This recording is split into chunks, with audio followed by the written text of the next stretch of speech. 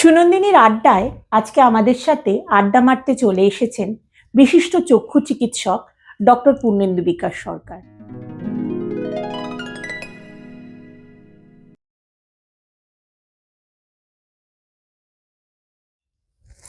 Doctor সরকার, প্রথমেই যেটা বলবো সেটা হচ্ছে যে আপনার কাজ তো অনেক কিছু আমরা জানি, কিন্তু তার মধ্যে যেটা সব থেকে বেশি আমাদেরকে সমৃদ্ধ করেছে সেটা হচ্ছে আর্কাইভের যে কাজটা, সেই কাজটা নিয়ে আপনি একটু বলুন।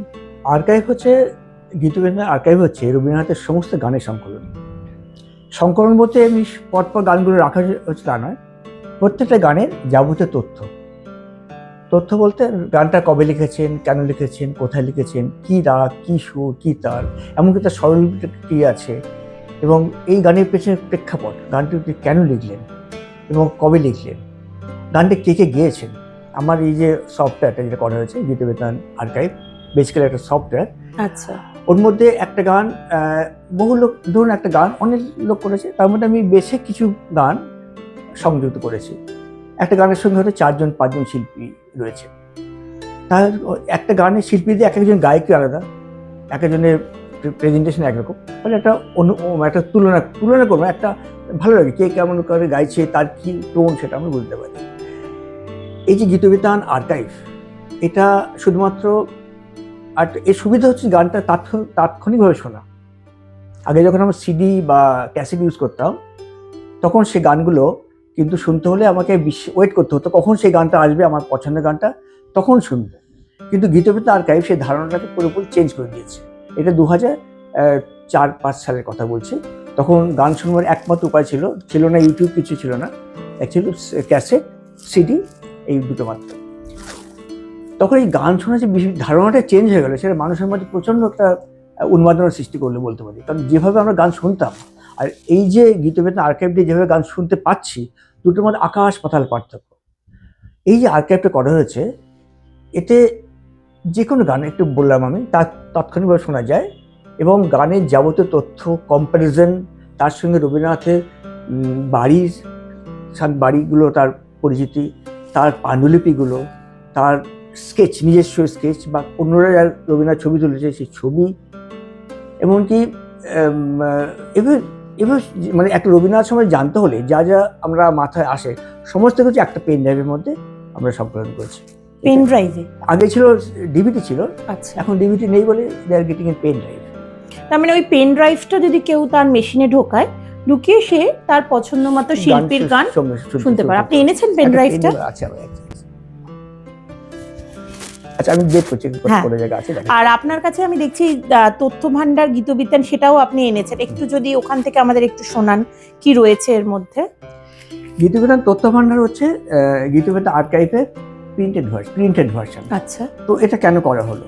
যখন গীতবিতান আর্কাইভ আমরা বিভিন্ন জনকে আমরা দেখিয়েছি, উপহার দিয়েছি বা তার সময় ডেমনস্ট্রেট করেছি, অনেকেই আমাদের বলেছেন যে এটা তো একমাত্র কম্পিউটারে দেখতে হবে, যদি আমার কম্পিউটার না থাকে বা যারা কম্পিউটার ব্যবহার করতে পারেন না, তারা কি করে অ্যাক্সেস করবেন। তখন কিন্তু আমরা আস্তে আস্তে ওই ডিজিটাল ফর্ম থেকে প্রিন্টেড ফর্মে কনভার্সন করতে শুরু করলাম। এই শুরুর আগে আমি শ্রদ্ধেয় সম্প্রদায়ের সঙ্গে আলোচনা করলাম, উনি বললেন এটা ভালো প্রস্তাব, তুমি can proceed with that one.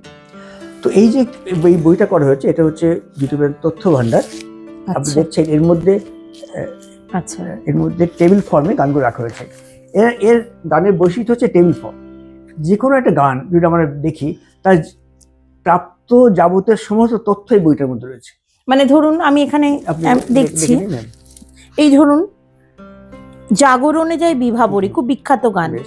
এটা হচ্ছে এর যে উপসংগ্রহ, না, যে বই যার থেকে গানগুলো নেওয়া হয়েছে, যেখানে গানগুলো সবগুলো ধরছে।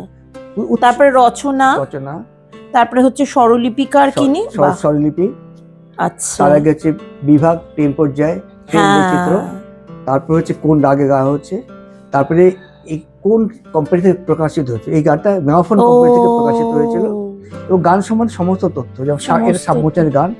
এই গানটা আবার এই পাণ্ডুলিপিতে পাওয়া যায়, এবং গানটি কোথায় কোথায় মঞ্চায়ন হয়েছিল সেটা এখানে উল্লেখ মানে পর পর করে এরকম আমরা গানের সমস্ত ডিটেলস এখানে পেয়ে যাই, আলফাবেটিক্যালি রাখা হয়েছে। অ্যালফাবেটিক্যালি রাখা হয়েছে। এটা করতে আপনার কতদিন সময় লেগেছিল এই কাজটা করতে? কাজটা করতে প্রায় 5-6 বছর সময় লেগেছে, বা তার বেশি হতে পারে। ডাক্তারির পাশাপাশি এই কাজটা তার মানে আপনাকে অনেকটাই সময় এই দিতে সময় গানটা নিয়ে আমি কোথায় নিয়ে গিয়েছি, আমার ন্যাশনাল লাইব্রেরি থেকে শান্তিনিকেতন সমস্ত লাইব্রেরি আছে, যেতে হয়েছে আমার। আমার একটা কথা মনে পড়ে, ন্যাশনাল লাইব্রেরিতে আপনি জানেন বোধ হয়, একটা কোল্ড রুম আছে, মানে ঠান্ডা ঘর, একদম এসি ফেসি চলে, একদম অন্ধকার ঘর। সেই ঘরের মধ্যে কিছু পুরো দিনের বই, যেমন আমরা গীত পঞ্চশিকা, বা ধরুন এই বইগুলো কাব্যগ্রন্থ 2323 কোথাও পাবেন না, ওদের আর্কাইভে 2-4টা বই আছে।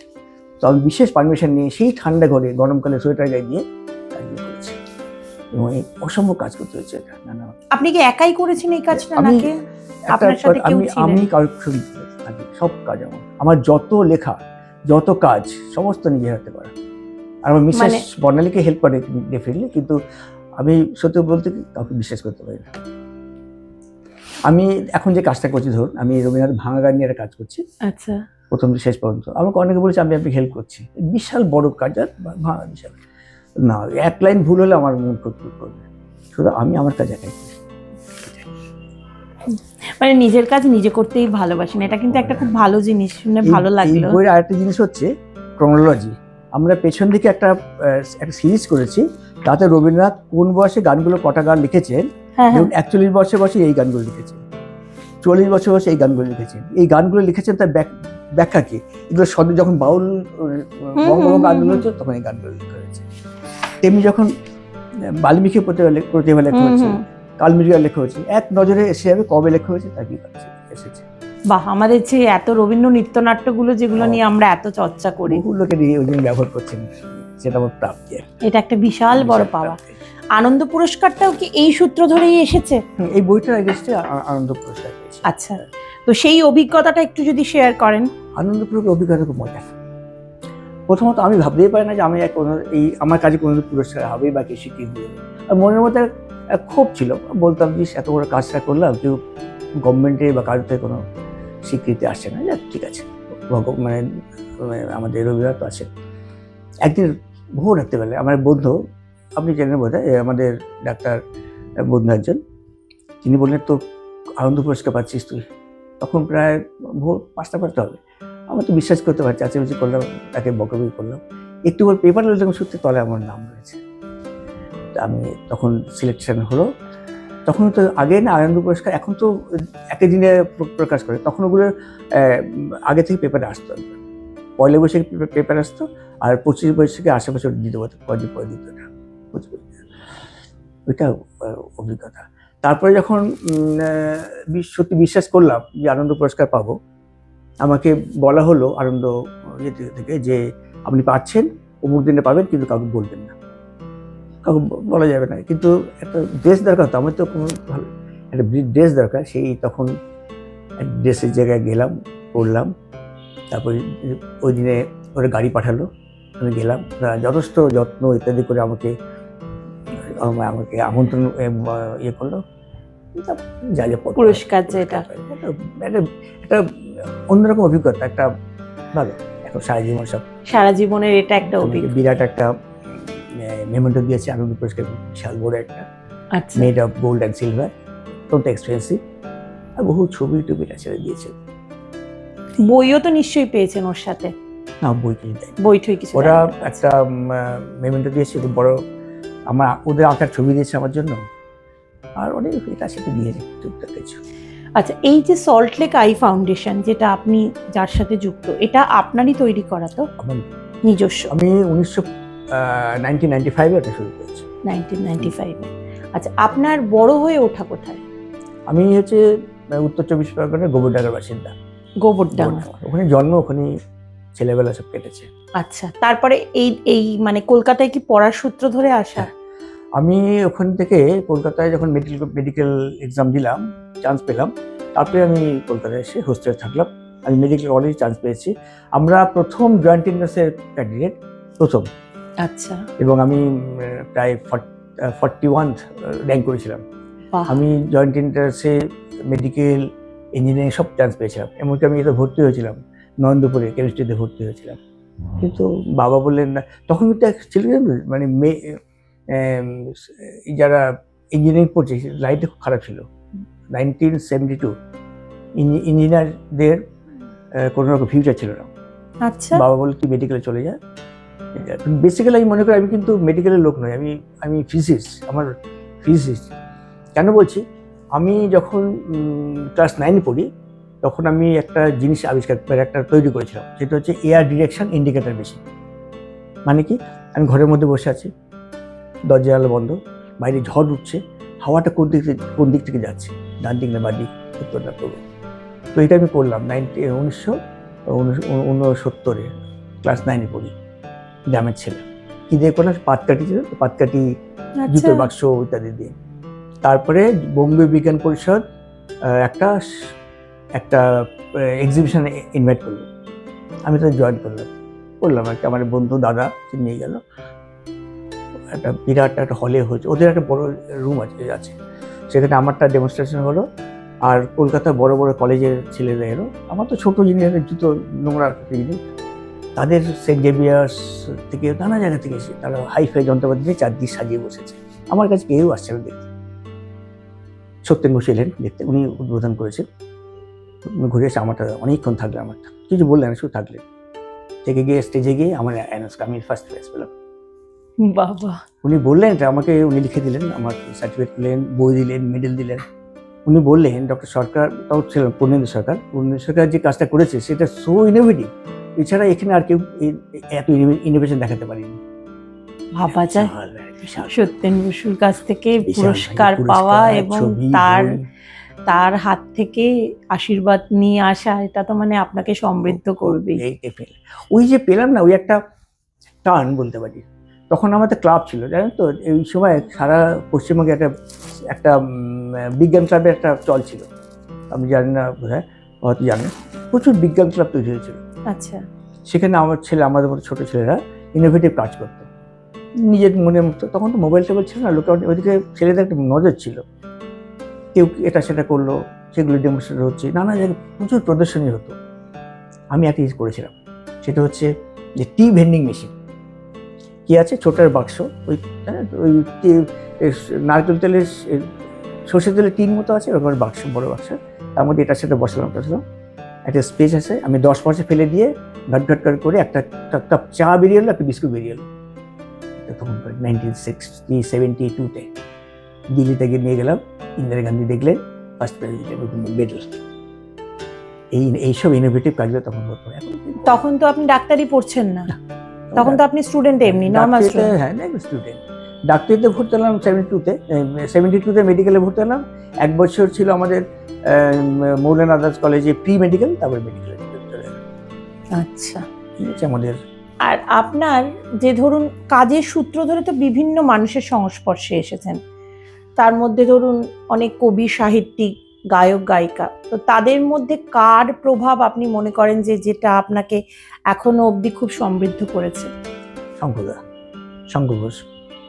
আচ্ছা, আমার এই যে turn over from the medical thought to Tagore thought, পেশা থেকে নেশার দিকে, এটা কিন্তু ডেফিনেটলি সভ্যতার একটা বিরাট আছে। কেন বলি, আমি যখন গীতবিতান আর্কাইভ করেছি তখন শঙ্করদার সঙ্গে আমার আলাপ হয়নি, আমি নিজে আনন্দে করেছি এবং কোনোদিন ভাবিনি যে এটা লোকের কাছে পাঠাবো। আমি এক্সেল ফর্মে রাখতাম, ওখান থেকে নিজে গান শুনতাম। তো বন্ধুরা বলতো এসব পড়ি কি হচ্ছে, একটা লোকের দেখানোর ব্যবস্থা কর। তখন আমার এক বন্ধু, যুগের খুব জুনিয়র আছে, এখনও সিনিয়র হয়েছে, সে আমাকে সফটওয়্যারটা বানিয়ে দিল পুরো ফ্রি অফ কস্টে। সফটওয়্যার যখন তৈরি হলো, তারপর আমি কয়েকটা ডেমনস্ট্রেট করলাম সেখানে। তখনই একটা বিরাট হাইক উঠলো। তারপরে আস্তে আস্তে হলো, আমি ওই যে পেলাম না একটা ইন্সপিরেশন, তারপরে রবীন্দ্রনাথ দিকে অনেকে টানিলাম। কিন্তু তাতে করে কোনোভাবে কিন্তু আমার রোগীদের আমি অবহেলা করিনি। কিন্তু আজকে যে রোগী দেখছি তাকেও যে যত্ন করে দেখছি, সে রবীন্দ্রনাথকে একই যত্নে একদম দুদিকটা ব্যালেন্স, একদম ব্যালেন্স। আচ্ছা, এই যে চোখের কথা যে বইটা দেখতে পাচ্ছি, এইটাতে কি পাবে, মানে এটা যদি আমার দর্শক বা শ্রোতারা পড়ে, এটাতে কি চোখ কিভাবে ভালো রাখবেন, চোখের চিকিৎসা, এইসব দিকগুলো আছে? চোখের চিকিৎসার ব্যাপারে আছে, মোস্টলি অ্যাওয়ারনেস বুক। আচ্ছা আচ্ছা, যখন আমার চোখ লাল হলো, আমি বললাম জয় বাংলা হয়েছে, কিন্তু অন্য কিছু তো হতে পারে, আইরিটিস হতে পারে, কনজেক্টিভাইটিস হতে পারে, এটা সেটা হতে পারে, চোখ টকটকে লাল হয়ে গেল। সেই সময় যে অ্যাওয়ারনেস দেওয়া হয়েছে, এই বইটা আনন্দ থেকে বেরিয়েছে আচ্ছা এবং খুবই পপুলার বই এটা। আচ্ছা, যেমন একটা আমি বলি, হ্যাঁ একটু যদি পড়ে একটু বলেন কি কি বিষয় আছে। এটা গল্প আকারে বলা হয়েছে। আচ্ছা যেমন রেটিনাল ডিট্যাচমেন্ট, এখানে শুরু করছি টিভিতে সন্ধ্যে 6টায় খবর শুরু হওয়ার মুখেই রমেনবাবু, মানে আমার এই বইয়ের যে মেন ক্যারেক্টার, চেম্বারে ঢুকলেন, কেমন যেন ব্যস্ত সমস্ত ভাব। ওর সঙ্গে আরো 2-3 জন লোক ঢুকেছেন। রমেনবাবুকে খুব আতঙ্কিত মনে হচ্ছে, ভয় পেয়ে গিয়েছে। বুঝলাম ব্যাপারটা খুবই জটিল। উনি বললেন, দেখুন কি কাণ্ড, আমার ভাইপো তপন দিন 5 ধরে বলছে চোখের সামনে মাছির মতো কালো কালো ভাসছে। ওরা ভাবছে কিছুই নাই। পরশু থেকে ঘন ঘন টর্চে ফোকাস দেখছে। এটা হচ্ছে ডিট্যাচমেন্টের একটা লক্ষণ। প্রথমে কালো কালো ভাসে, তার মনে হয় ফোকাস করছে।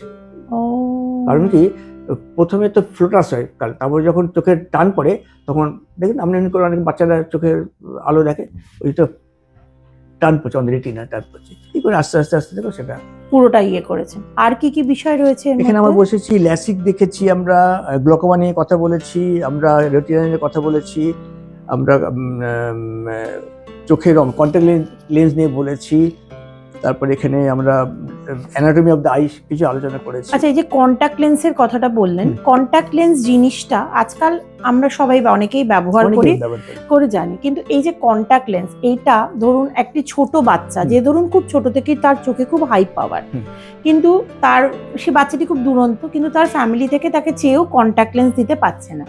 তো তাদের বাচ্চার যদি চোখের পাওয়ারটাকে একই জায়গাতে ধরুন স্টিল করে রাখে, তো কন্টাক্ট লেন্স তো সেটা হেল্প করে যে চোখের পাওয়ার বাড়ে না। হ্যাঁ, তো তখন তারা কি করবে? কথা হচ্ছে আপনি কত বছর বয়সে কথা বলছেন? আমি ধরুন বাচ্চাটা 8 থেকে 10-এর মধ্যে ধরুন বয়স, বা তার নিচেও হতে পারে। আজকাল তো ছোট বয়স থেকে হাই পাওয়ার হচ্ছে চোখে। আমরা তো মোটামুটি 8 বছর বয়সে আজকাল কন্টাক্ট লেন্স দিই, কারণ অনেক ভালো ভালো মেটেরিয়াল পেয়েছে, ভালো অসুবিধা হয় না। কিন্তু এই ছোটদের যে পাওয়ার বাড়ছে, এটা কিন্তু স্বাভাবিক ঘটনা। কেন হচ্ছে এটা? কারণ যত বাচ্চাটা বড় হচ্ছে, চোখটা সাইজে বড় হচ্ছে, চোখটা সাইজে বড় হয় মানে চোখের লেন্স যেটা বাড়ছে, যত বাড়বে তত পাওয়ার বাড়বে। এর কোনো উপায় নেই, এটা অটোমেটিক্যালি হয়। বাচ্চা বড় হচ্ছে, বডি বড় হচ্ছে, চোখ বড় হচ্ছে, পাওয়ার বাড়ছে। কিন্তু এখন কিন্তু অনেক উপায় আছে। প্রথমত আমার একটা ওষুধ আছে, তাকে বলে মায়াট্রো বা এই ধরনের ওষুধ আছে, তার মানে অ্যাট্রোপিন 0.1%। ওটা দিলে দেখেছি পাওয়ার বাড়বে, কিন্তু অনেক কম বাড়ে। ধরুন একটা বাচ্চার পাওয়ার আজকে -3, আমি জানি 6 মাস বাদে -4 হবে বা -5 হবে। আমি যদি ওষুধে অ্যাপ্লাই করি প্রতিদিন রাত্রেবেলা 1 ফোঁটা করে, তাহলে কিন্তু 3টা কিন্তু 2.2তে আটকে থাকবে।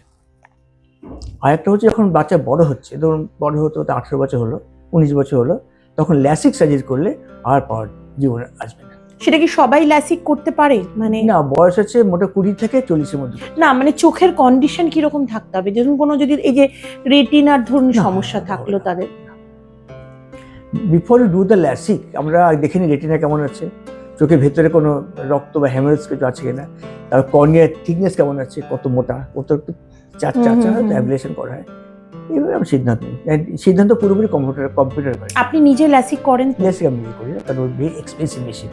আমি ল্যাসিক করতে পারি, কিন্তু আমি খুব উৎসাহ পাই না। তাহলে কোনো পেশেন্টের যদি ধরুন ল্যাসিকের কেস হয়, তখন কি আপনি রেফার করে দেন? রেফার করি।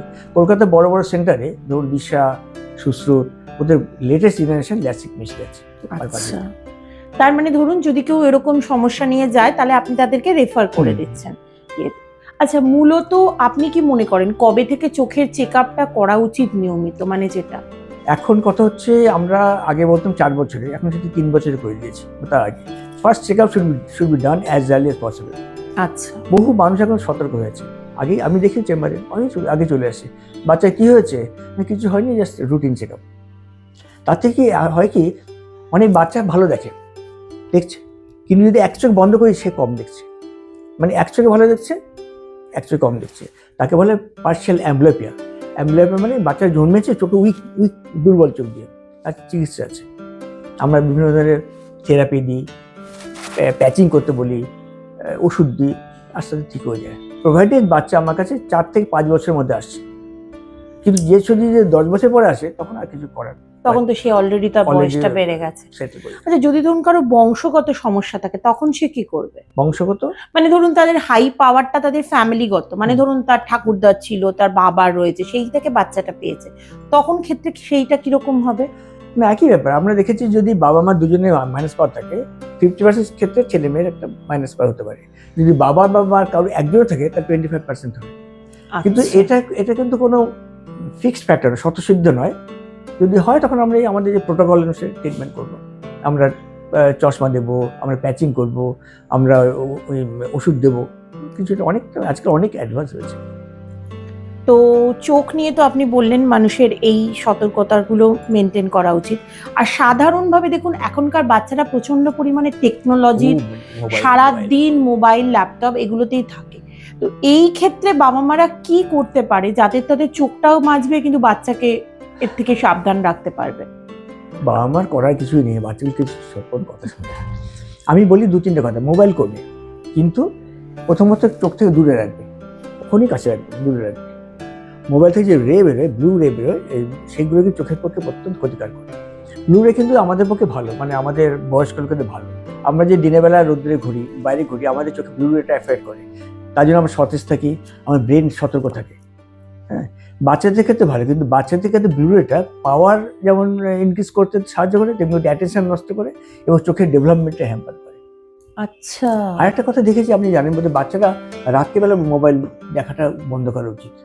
রাত্রে ঘুমানোর আগে। হ্যাঁ, ওই আমরা অনেকেরই অভ্যাস আছে শুয়ে আগে একটু মোবাইল দেখি। হ্যাঁ, এটা ওটা তো আমারও নিজের অভ্যেস। তাতে ঘুমে ব্যাঘাত ঘটে। হ্যাঁ, খুব দেরি করে ঘুম আসে একটা ইয়েতে। আরেকটা জিনিস বলুন তো, এইটা আমার খুব জানার, মানে এটা আমার চোখ সংক্রান্ত কিনা। এই যে আমরা বলি না মাথা ব্যথা করছে, আমরা দেখে দেখে বলি মাথাটা খুব টিপটিপ করছে, এটা কি চোখ থেকে হয়? মানে এই অ্যাওয়ারনেসটা থাকাটা কি দরকার যে না মাথা ব্যথা করলেই আমাকে চোখের মানে ডাক্তার দেখানো উচিত? একদম।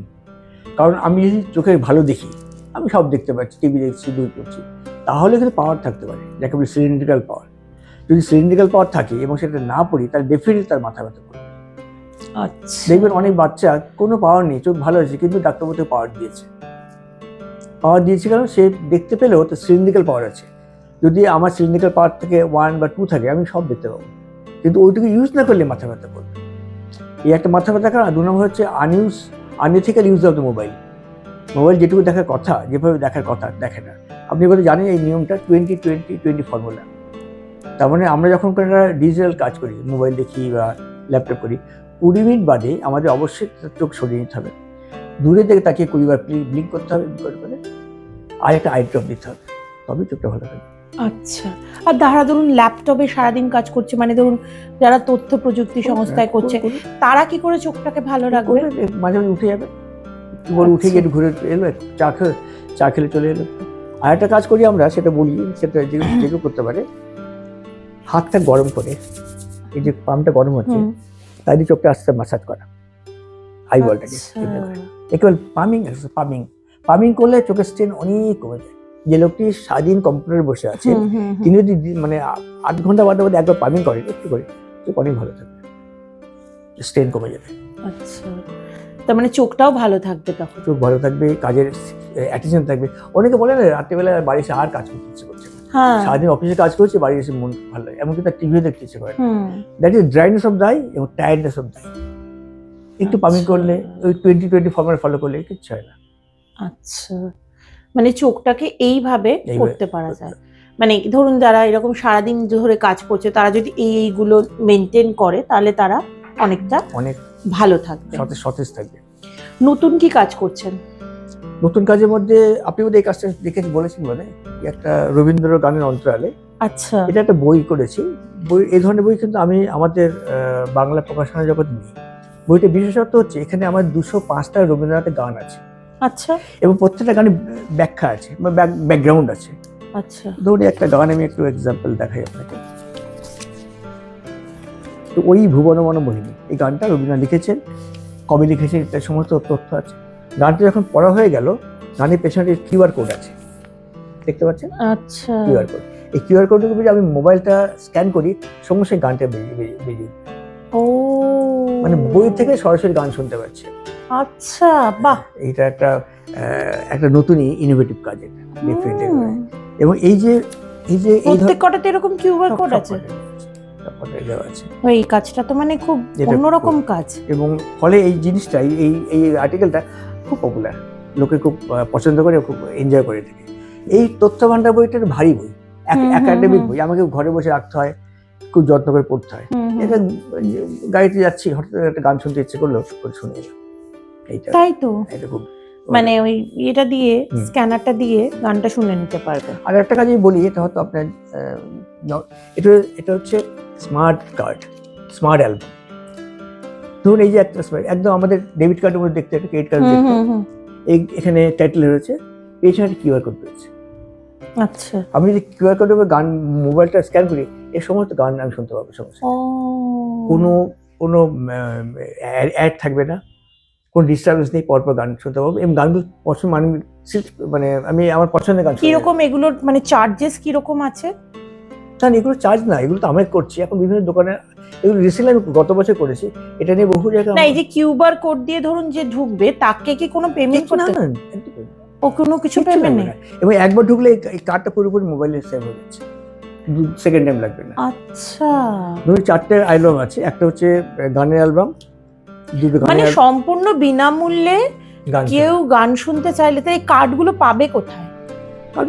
এটা তো শিল্পীরা বানাবে। আচ্ছা, এটা ধরুন আপনি শিল্পী, আপনি 10টা গান করেছেন, ইউটিউবে দিয়েছেন, কে শুনবে আপনার নামে? হয়তো আপনি 2জন বন্ধুকে বলে আমি না গান করেছি, সে যাবে, সুপ্তিমুষি যাবে, যদি খুঁজে পায় ভালো, না হলে পেয়ে নেবে। কিন্তু এই যদি আপনার থাকে এক শিল্পী, ও এইগুলো কি এখন কোম্পানি থেকেই বানিয়ে দিচ্ছে? না না, কোম্পানি দেবে, এটা আমার বানানো, আমার কোম্পানি বানিয়েছে। কিন্তু ধরুন একটা সারেগামা যে কোনো কোম্পানি, হ্যাঁ সেটাই বলছি, মানে যেমন এখানে আবার স্টিকার লাগানো থাকে, ফলে স্টিক না করলে আপনি আর শুনতে পারবেন না। ধরুন একটা পয়সা দিয়ে কিনলাম, স্টিক করে তা শুনলাম। It is just substitute of the আগের দিনের মতো সিডি ডিভিডির মতো। আর নতুন কিছু কাজ করছেন? আর নতুন কাজ তো সবসময় লেগে আছে। এখন যে কাজটা করছি খুব শিগগিরই বেরোবে, সেটা ভাঙা গান। রবীন্দ্রনাথের পুরো ভাঙা গান নিয়ে একটা বড় বই করছি, এবং তাতে 240টা ভাঙা গান, 170টা মূল গান এবং যাবতীয় ডিসকাশন। প্রত্যেকটা গান শোনা যাবে ওখান থেকে, এইরকম ভাবে ওই রকমই কিউবার করা আছে। আচ্ছা, বড় বই হচ্ছে, কোনো একটা বড় সংস্থা বের করবে। আমরা ভাবছি 25 বছর কথা পাওয়া যাবে, মানে মার্কেটে এসে যাবে, এবং ওখানে প্রায় 300-420টা গান শোনা যাবে। প্রত্যেকটা গানে কম্পারিজন, মূল গান, ভাঙা গান, কম্পারিজন, কেন কম্পারিজন, ইত্যাদি যাবতীয় ম্যাটার দিয়ে একটা করা হয়েছে। শান্তিনিকেতনে তো আপনার নিজস্ব থাকার জায়গা আছে, হ্যাঁ, তো সেই বাড়িটা খুব সুন্দর করে আপনি তৈরি করেছেন, ছবিটা। হ্যাঁ, তো ওইটাতে কি গিয়ে মাঝে মাঝে থাকেন? হ্যাঁ, যাবো তো। আচ্ছা, মানে মাঝে মাঝেই সময় পেলে চলে যান? আমি মোটামুটি 2 মাস পর চলে যাই। আচ্ছা, ওই অত ফুল গাছ কে দেখাশোনা করে? মালি আছে তো। আচ্ছা, আমি এখানে বলে দিই যাওয়ার সময় যে কি কি ফুল লাগায়, খুব সুন্দর ফুল হয়। আচ্ছা, সুন্দর লন আছে, সকালবেলা চা খাওয়া যায়। মানে ওইখানে যেখানে, এটা কত বছর এই বাড়িটার বয়স? 2003 সালে তৈরি হয়েছে। 2003, বহুত দিনের বাড়ি। আচ্ছা, তো মেনটেন করার লোক আছে ওখানে? এখনো নতুন, ঢুকলে পৌষ মেলা টালায় তো নিশ্চয়ই জানতো। পৌষ মেলা যাই, কিন্তু বেরোয় না, মানে ওইদিকে যায় না, এদিকে যাই আমি। গেলে এটা কি প্রান্তিকের দিকে? না, একদম আশ্রমের কাছে একদম। আপনি অমর্ত্য সেনের বাড়িটা যদি লোকেট করেন, আচ্ছা, ওখানে মোহরদির বাড়ি আছে, ওই গলি দিয়ে ঢুকতে 45 কত 45 পল্লী, 45 পল্লী, অ্যান্ড্রুস পল্লী নাম। হ্যাঁ, অ্যান্ড্রুস পল্লীর নাম শুনেছি। আচ্ছা, শান্তিনিকেতন। আগে আমি যখন বাড়ি করেছিলাম, তখন পুরো ওই যে পুরো প্রান্তিক পুরো ফাঁকা একদম। এখন কত বাড়ি হয়েছে, গিয়েছে। আচ্ছা, আমার শ্রোতা বন্ধুদের জন্য যদি কিছু একটু বলেন, রবীন্দ্রনাথের থেকেই যখন আজকে ওনাকে নিয়ে এতটা আলোচনা, তো রবীন্দ্রনাথকে নিয়ে যদি 2 লাইন কিছু বলেন তাহলে খুব ভালো লাগবে। আমি এটুকু বলবো যে আপনারা রবীন্দ্রনাথের চর্চা করুন, শুধুমাত্র গান আবৃত্তি নাটকের মধ্যে সীমাবদ্ধ থাকা দরকার নেই। কারণ রবীন্দ্রনাথের বিরাট জগৎ পড়ে আছে, এগুলো আমরা দেখি না। তার প্রবন্ধগুলো তো একটা খনি, প্রবন্ধ পড়লে অনেক উপকার হয়। রবীন্দ্রনাথের চিঠিপত্র, প্রত্যেকটা চিঠি একটা খুনে। যত চিঠিপত্র পড়বো তত রবীন্দ্রনাথকে ভালো করে জানবো। অনেকে আমরা বলে থাকি আমি রবীন্দ্রনাথ নিয়ে কত কিছু জানি, দেখবেন সে 4টে গান 10টা গান করে ভালো, কিন্তু রবীন্দ্রনাথের চিঠিপত্র না পড়লে রবীন্দ্রনাথকে জানা যায় না, অসম্ভব। ওই 19 খন্ড চিঠিপত্র যদি পড়তে পারে, রবীন্দ্রনাথকে নিজের মনে করে রাখতে পারবে। এটাই বলুন, গান শুনুন আপনার রবীন্দ্রনাথের, এবং রবীন্দ্রনাথকে চর্চা করুন। লোকের মধ্যে রবীন্দ্রনাথের ভাবনা, মানে সত্যিকার ভাবনাটা প্রসারিত করুন। রবীন্দ্রনাথকে শুধুমাত্র পণ্য হিসেবে দেখা চলবে না, নিজের মনের হিসেবে দেখতে হবে। আমাদের আড্ডা শেষের পথে, শুধু একটা কথাই বলবো, এই যে উনি শেষ করলেন যেটা বলে যে রবীন্দ্রনাথ ঠাকুর আমাদের প্রাণের মানুষ, তিনি আমাদের জীবনে একটা বিশেষ স্থান নিয়ে রয়েছেন। তাই তাকে আমরা অবশ্যই আমাদের জীবনের সাথে যোগে রাখবো, কিন্তু কখনোই আমরা মনে করব না যে সেই রাখাটার মধ্যে কোনো স্থূলতা বা কোনো স্খলন থাকবে। সুনন্দিনীর আড্ডা দেখতে থাকুন, শুনতে থাকুন। নমস্কার। নমস্কার।